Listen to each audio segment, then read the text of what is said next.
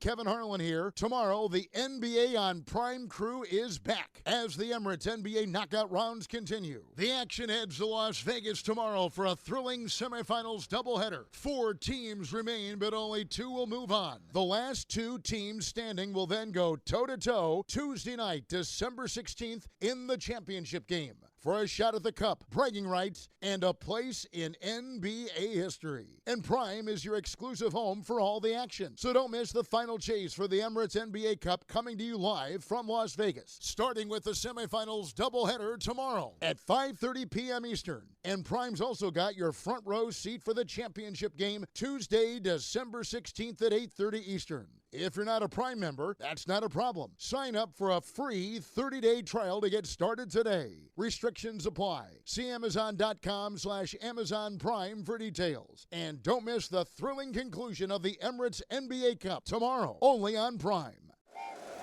Happy holidays. Want to give your host a gift? Consider subscribing, rating, and reviewing the show this holiday season. It really helps the show grow. From all of us at Believe, have a Merry Christmas, everyone, and a happy holiday. How would you assess the way this game played out? You know, you got off to a really good start, and they kind of went on a run there early in the third quarter, and you still ended up winning by 20. Just what did you make of the performance? Uneven from all participants, both teams, and also I thought like was very hard for the players sometimes to get a feel for what was allowed and what was not, and sometimes it's like this. You got to give them a lot of credit. When they turn up their defensive pressure, it's very hard to have organized offensive possessions, and I thought we did a good enough job, especially for 3 quarters, first, second, and fourth quarter.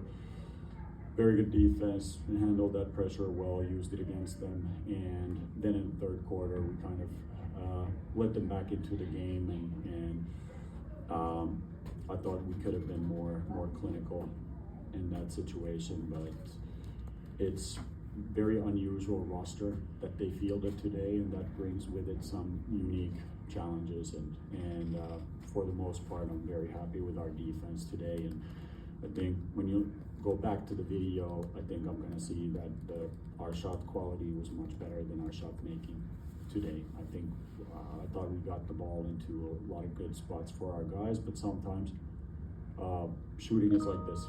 There's going to be variance, and good teams win without making shots. And today we did that, and that's a big time thing because there's much less variance with defense and rebound. Mike and then Terry. Coach, on the other side of the ball, you guys hold back-to-back opponents to below 100. 2 straight games holding an opponent to below 20 points in the fourth quarter. What are you seeing collectively with the defense towards the finish of games? Just collective is the word. Everybody's on a string. We're able to play a little bit different with different type of lineups. That brings about a nice variability, which is not easy for the handlers, that they're seeing different looks during the games. And our transition defense was today a lot better against a team that can really score in transition, playing with some small lineups. We were able to do a very good job, especially in the first half, absorbing their drivers, who do a great job of getting to the rim, drawing to and kicking out, and especially getting to the free throw line led by Avdia and Sharp, and did also a good job on their rebounders, and then were able to force turnovers for a big possession game win. I think we had 15 true shot attempts more than they did, and that was the secret sauce today. So there's a lot of things, and then similar to the Clippers game when we needed it, there was still another level to go to in terms of energy and focus and connectedness. So that's a very good sign. Terry. Hey Coach, your second unit has become more consistent, not only on the scoring end, but the defensive end. What do you credit that to? The defensive consistency. And offensive consistency.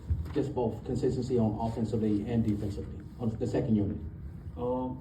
Just practice, and guys really committed to playing together and playing a certain way, and just I think they're having a lot of fun playing on the court together. You can see it in their faces how they're moving the ball and how they're moving defensively, covering for each other. So that's great to see, but it's because of the guys that have been putting in a lot of work and new type of defensive schemes, defensive systems, integrating Zach Edey.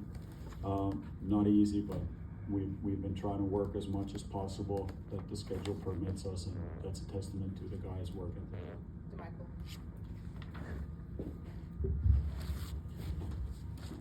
With Jaren Jackson Jr.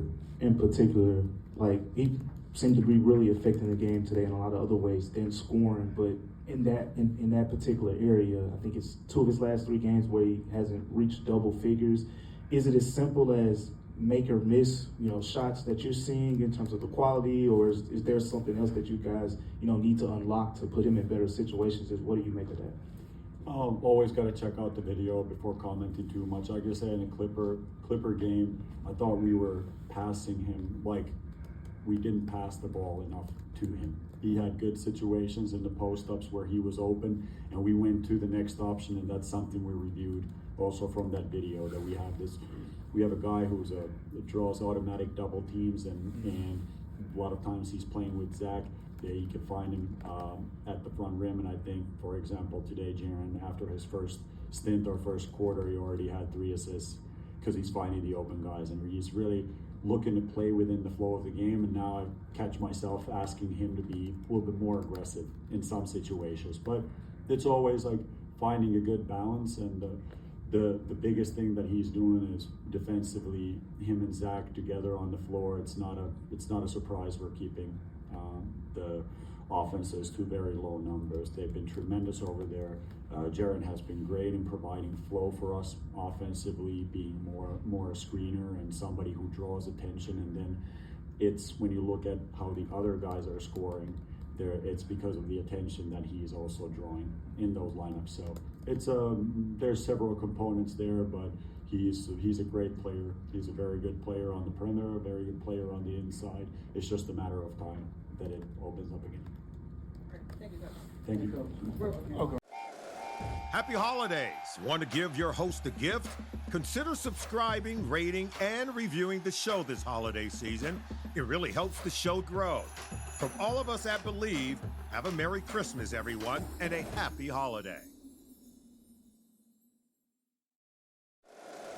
If you like the show, please take a moment to rate, review, and subscribe. It really does help the show to grow.